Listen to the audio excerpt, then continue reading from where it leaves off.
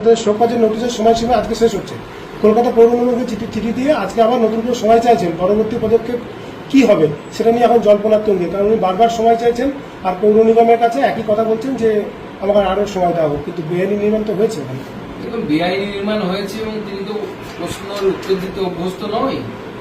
লোকে তো এরকমও বলে স্কুলেও নাকি মাস্টারমশাইরা তাকে প্রশ্ন করতো না, ওনাকে বেঞ্চে থাকলে পরের জনকে প্রশ্ন করতো, ওকে বাদ দিয়ে করতো। আর এই প্রথমবার জীবনে প্রশ্নের উত্তর দিতে হচ্ছে, তো সময় তো লাগবে, সহজে তো উত্তর দিতে পারবে না, উত্তর দেওয়ার অভ্যেস নেই। তো প্রশ্ন উনি করতেন, অন্যরা উত্তর দিতেন, এখন উনি উত্তর দিচ্ছেন। আরো অনেক এরকম পরিবর্তন হবে বিজেপির সরকারের সাথে। কলকাতার হেস্টিংসে একটা লাইট বাতিস্তম্ভ খুলে বাচ্চার মাথায় পড়ে বাচ্চাটা মারা গেছে। গাফিলতি কার এরকম ভাবে বাতিস্তম্ভ যেটা রাস্তার পাশে থাকার কথা সেটা ভেঙে পড়ে যাচ্ছে।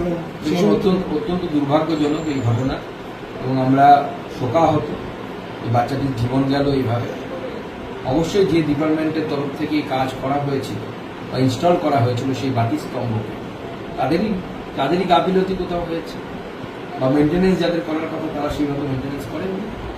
উত্তরবঙ্গ তথা উত্তর পূর্ব ভারতের একজন জনপ্রতিনিধি হিসাবে এই যে এইমস, যেটা আর একটা এইমস হওয়ার কথা উত্তরবঙ্গে, কোথায় হলে ভালো হয় বলে মনে করছে? সময় আসুক, সরকার সিদ্ধান্ত।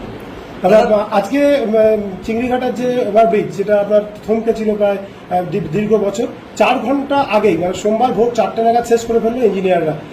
356 মিটার মেট্রোপথ জোড়া লাগানোর কাজ শেষ। কি বলবেন, এতদিন বন্ধ ছিল? দেখুন, এতদিন এটাকে বন্ধ করে রাখা হয়েছিল, তার ফলে সাউথ থেকে প্রায় জোকা থেকে মানুষ এয়ারপোর্ট অব্দি আসতে পারছিলেন না। পুরো সাউথ কলকাতার লোকেরা বঞ্চিত হয়েছে দিনের পর দিন। দেখলেন আপনারা নিজের চোখের সামনে যে মাত্র কত ঘন্টার কাজটা বাকি ছিল, মাত্র 300 মিটার 400 মিটার একটি পথ, রেলপথ। আজকে সেই কাজ সম্পন্ন হলো। এটাই হচ্ছে ডবল ইঞ্জিন সরকারের আনার সাফল্য, বাংলার মানুষের সাফল্য।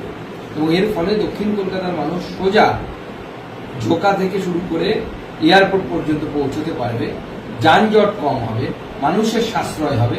নচেত আপনারাও জানেন যে সাউথ কলকাতা থেকে এয়ারপোর্ট অব্দি যদি কাউকে ওলা, উবের বা এমনি ট্যাক্সি, হলুদ ট্যাক্সি বা অন্য কোনো যাত্রী সাথী যাই বুক করতে হয়, কত টাকা খরচ হয়। সাধারণ মানুষের পক্ষে কিন্তু সেটা কিন্তু অনেকটাই টাকা। তো সবাই মেট্রোতে হলে অনেক কম পয়সা তারা পৌঁছে যাবে। হোল্ডিং ক্যাম্প, জেলায় জেলায় হোল্ডিং ক্যাম্প করার নির্দেশ একটা এসছে, এই বিষয়ে কি বলবেন? আমাদের জেলার ক্ষেত্রে কি একই নির্দেশ, মানে হোল্ডিং ক্যাম্প নিয়ে জেলাগুলোর ব্যাপারে কি বলবেন? এখন আমাদের মুখ্যমন্ত্রী স্পষ্ট করে দিয়েছে যে মাননীয় গৃহমন্ত্রী অমিত শাহজি যে নীতি দিয়েছে, detect, delete and then report, সেই নীতি রাজ্য সরকার চালু করে দিয়েছে। অর্থাৎ ডিটেকশন মানে ধরা হয়ে গেছে ভোটার লিস্টে কারা কারা বাংলাদেশি, কারা কারা সি এর আওতায় পড়ে না, তাদের নামের লিস্ট এসে গেছে, বা প্রতিনিয়ত নতুন ইনফিল্ট্রেশনও হওয়ার চান্স আছে, কারণ এখনো তো কাটাতারের বেলা সম্পূর্ণ হয়নি।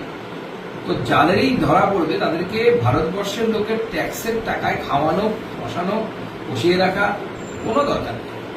আমাদের সরকার সিদ্ধান্ত নিয়েছে তাদেরকে বিএসএফ এর হাতে তুলে দেওয়া হবে, পুলিশ নেবে, পুলিশ নিয়ে বিএসএফ এর হাতে তুলে দেবে, বিএসএফ তাদেরকে যথারীতি তাদের নিজের দেশ বাংলাদেশে পাঠিয়ে দেবে।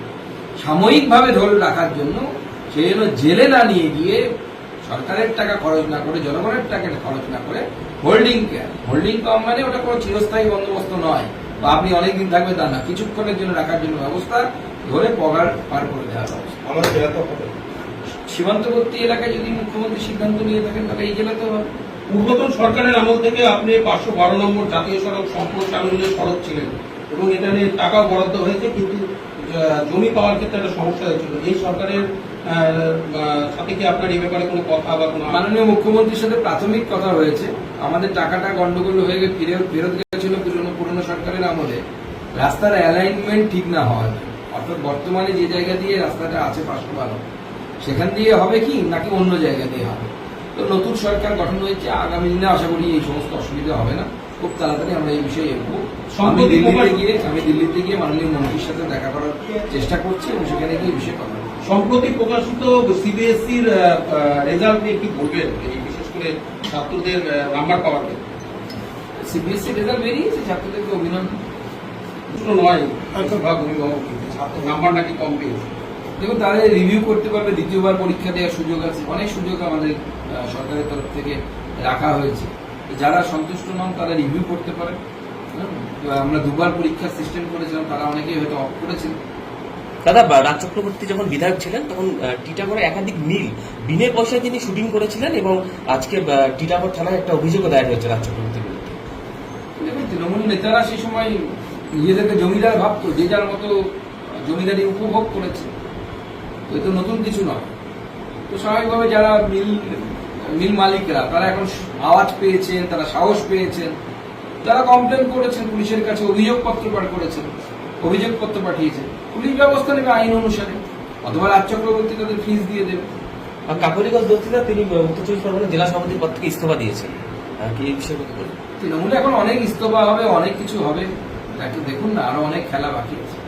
মেডিকেল কলেজ দিয়ে গঙ্গারামপুর না বালুরঘাট একটা সমস্যা হচ্ছে, কি বলবেন? রাজ্য সরকার ঠিক করবে, চিন্তা নেই। আপনাদের ভাবতে হবে না, রাজ্য সরকার। Thank you. খোঁজ মিলছে না শান্তনু সিনহা বিশ্বাসের তিনটে মোবাইল হারিয়ে গেছে তার সাসপেন্ডেড ডিসি, যার মোবাইলগুলো তার সঙ্গে ছিল, বলছেন আমার ব্যক্তিগত মোবাইল, মানে আমার যে মোবাইল সেটা গার্ডের কাছে থাকতো। তিনটি মোবাইলে কোনো মোবাইলে খোঁজ পাওয়া যাচ্ছে না। আশঙ্কা সিটির যে ইডির যে মোবাইলগুলো সব লোপাট করা হয়েছে। এবং এই মোবাইলের মধ্যেই তো আসল প্রাণভোমরা লুকিয়ে আছে। এই মোবাইল থেকে নির্দেশ যেত সিএবিতে কি হবে, এই মোবাইল থেকে নির্দেশ যেত যে কোন পুলিশের ট্রান্সফার হবে, কোন পুলিশের ট্রান্সফার হবে না, কোন এসপি কোথায় নিয়োগ হবে, তার নির্দেশ ওই শান্তনু সিনহা বিশ্বাসের মোবাইল থেকে যেত। তো স্বাভাবিকভাবে সেই মোবাইল তো অত সহজে খুঁজে পাওয়া যাবে না, কারণ ওই মোবাইল ওই তৃণমূলের প্রাক্তন বিধায়ক যেরকম পুকুরে ফেলে দিয়েছিল, এও সেরকম করে পুকুরের মধ্যে মোবাইল ফেলেছে। ওই মোবাইল পেলে পরে সব ধরা পড়ে যাবে যে মুখ্যমন্ত্রীর নির্দেশে শান্তনু সিনহা বিশ্বাস, প্রাক্তন মুখ্যমন্ত্রীর নির্দেশে শান্তনু সিনহা বিশ্বাস কি অপকর্ম করেছে, সমস্ত অপকর্ম সামনে চলে আসবে। মালদায় ব্যাংকের ছাতার মতো গজিয়ে উঠেছে নার্সিংহোম, চলছে দেদার স্বাস্থ্যসাথীর টাকা লোক, সেই টাকা বিনিয়োগ হচ্ছে মাদক কারবারে, সরকারি প্রকল্পের টাকা দেদারে জালিয়াতি তৃণমূল আমলে, মালদার ঘটনা। দেখুন, এই ধরনের ঘটনা আমরা এর আগেও দেখেছি যে স্বাস্থ্যসাথীকে নিয়ে বারবার এই ধরনের নার্সিংহোম, যে নার্সিংহোমগুলোর বেসিক ইনফ্রাস্ট্রাকচার পর্যন্ত নেই, অনেক নার্সিংহোম সেখানে দুর্নীতি করেছে স্বাস্থ্যসাথীর টাকা নিয়ে, এবং রোগীদের ধরুন কোনো একটা রোগ হয়েছে, তার যে প্রেসক্রাইব বিল বা যে পরিমাণ টাকা ওখানে বিল হওয়ার উচিত, তার থেকে আরো 4-5 রকমের বা 4-5 গুণ বেশি বিল দেখানো হয়েছে, এবং একাধিক রোগকে সেখানে এন্ট্রি করানো হয়েছে। অর্থাৎ হয়েছে গলব্লাডার স্টোন অপারেশন, কিন্তু গলব্লাডারের সাথে আরো 2-3টে রোগের যুক্ত করে বিল করে এবং সেই টাকা সাইফন করার কিন্তু বহু নিদর্শন আমরা পেয়েছি। একটা যতদূর আমার মনে পড়ছে কলকাতা হাইকোর্টে এটা নিয়ে একটি রিট পিটিশনও হয়েছে। তো স্বাভাবিকভাবে সরকারি টাকা লুট করার চেষ্টা করা হয়েছে, এবং তাতে তৃণমূল কংগ্রেসের নেতাদের যুক্ত ছিল এর আগে। আমাদের সরকার এগুলো বরদাস্ত করবে না।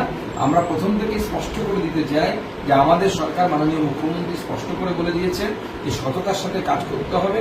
আমরা প্রায় 6 কোটি লোককে আয়ুষ্মান ভারতের আওতায় আনছি। আগামী দিনে পশ্চিমবঙ্গের 6 কোটি মানুষ আয়ুষ্মান ভারতের আওতায় আসবে, এবং তারা কেন্দ্র সরকারের সেই প্রকল্পের সুবিধে পাবে, এবং স্বাস্থ্যসাথী দুটো যৌথভাবে, অর্থাৎ স্বাস্থ্যসাথীতে যারা এবং স্বাস্থ্যসাথী এবং আমাদের যে আয়ুষ্মান ভারত, এই দুটো একসাথে যুক্ত হয়ে যাবে।